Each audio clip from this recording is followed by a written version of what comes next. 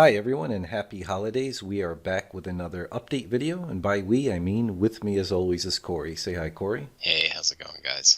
We're going to make this one pretty quick. It's been a while since we did the last update video. I did, of course, get back from that trip to Germany for the retro convention. I had made a quick, literal short video on YouTube, like under 60 seconds, that kind of recaps that trip, so I won't go into it here, but I'll link to that video. Aside from that, I'll just quickly cover what's been going on with our three biggest game projects at the moment. So we'll start with Scorpion Boy. I haven't been able to touch that game directly, but if you recall or watch our previous update videos, we're working on the game using Scorpion Engine. Scorpion Engine is making huge progress. Not only can it export for modern platforms and classic Amiga computers, but Erik Hogan, the programmer, is working on it being able to export to Megadrive, also known as the Genesis in America.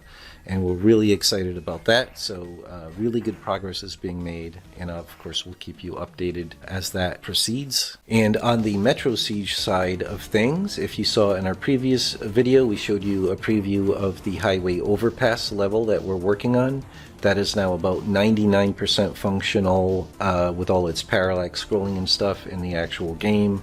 And the goal from that point was to just for me to create rough sketch designs of all the other environments in the game, which I'm about 90% done doing, and then for the programmer Alex to actually make all of those levels with all of their custom parallax scrolling actually work in the game. And keep in mind, guys, that this game also, Metro Siege, is being made to run on old 16-bit systems as well as modern platforms, so all of that, it requires a lot of really specific custom programming to pull off all of the levels of parallax scrolling that we have going in all of the levels.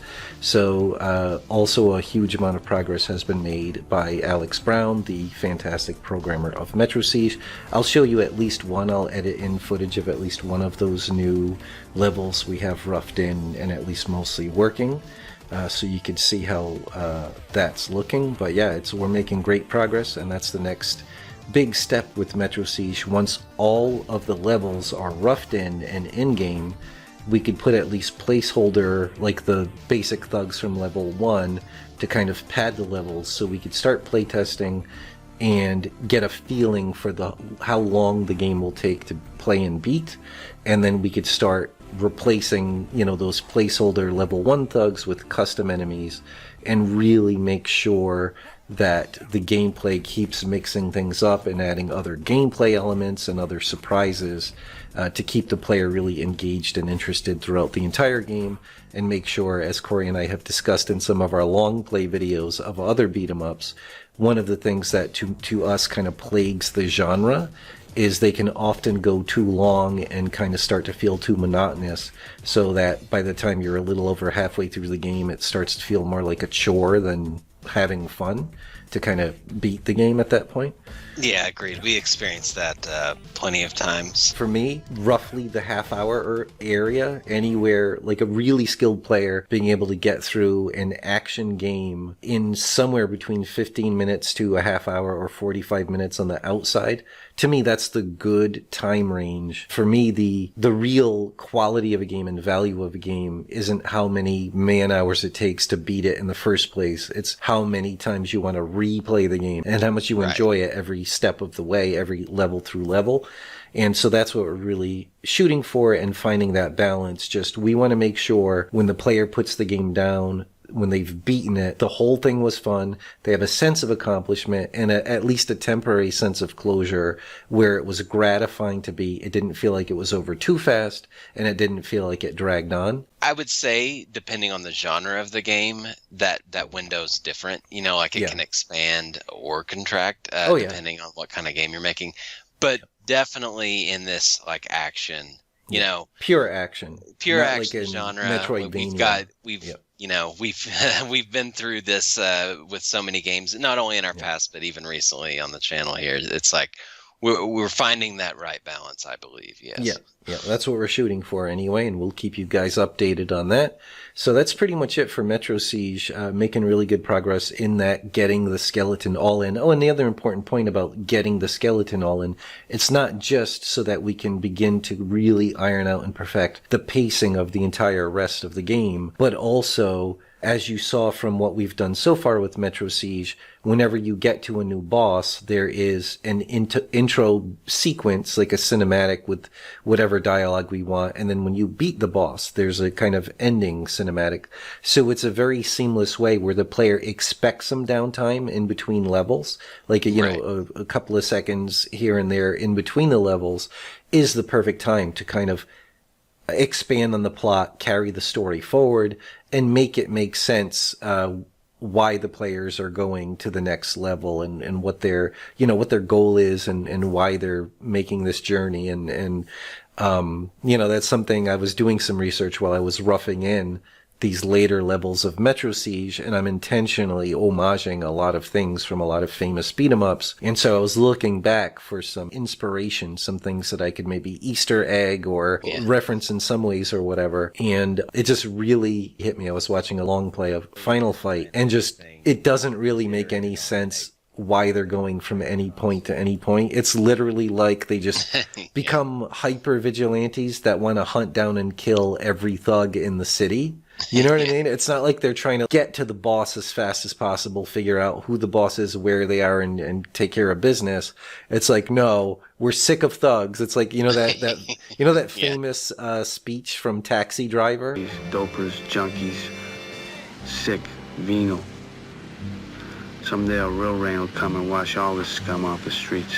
We're not going to leave any detour unturned. Well, we did the main street. Let's do the side street before we proceed to the boss. You know what I mean? Right. Oh, wait, I hear there's like an underground crazy sumo wrestler football player in like some underground UFC. We got to go down into the sewers for some reason. Right. Like, there's no explanation for this. It's just, those were other thugs.